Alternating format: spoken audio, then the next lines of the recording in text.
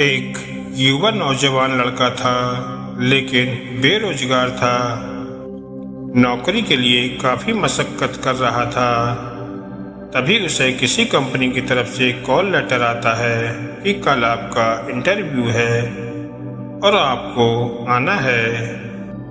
अब वो लड़का थोड़ा परेशान हो गया, क्योंकि जिस जगह उसको इंटरव्यू के लिए जाना था वह जगह उसके घर से तकरीबन 50 से 60 किलोमीटर दूर थी और वह एक बेहद गरीब परिवार से था।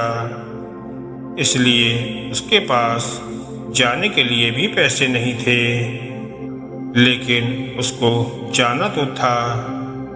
नौकरी उसके लिए ज़रूरी थी। जैसे तैसे उसने 50 रुपये का बंदोबस्त किया और घर से निकल पड़ा और वह चौराहे तक पहुंच गया। बेहद निराश हुआ, क्योंकि टिकट के पैसे उसके पास नहीं थे जितने होने चाहिए थे। तभी उसको पास में एक मंदिर दिखाई दिया और वह उस दिशा में चला जाता है।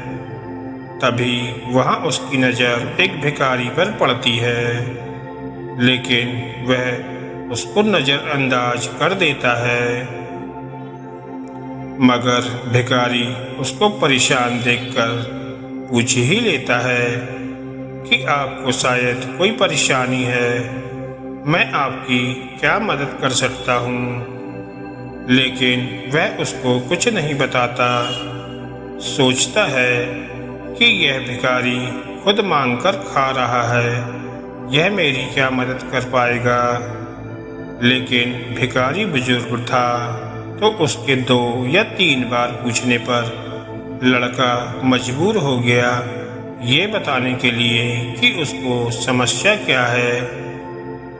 तो भिखारी ने उसको बोला, तुम ये 500 रुपये लो और जाओ अपना इंटरव्यू दो।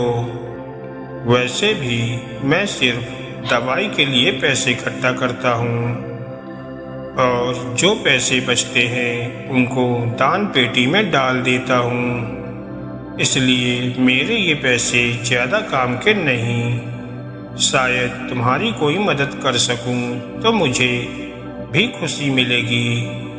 अब वो वहाँ से निकल गया और इंटरव्यू में सेलेक्ट होकर जब वो वापस भिखारी से मिलने या उसके पैसे लौटाने के लिए आया तो वहाँ लोगों की भीड़ लगी हुई थी। उसके पास जाकर देखा तो वही भिखारी था।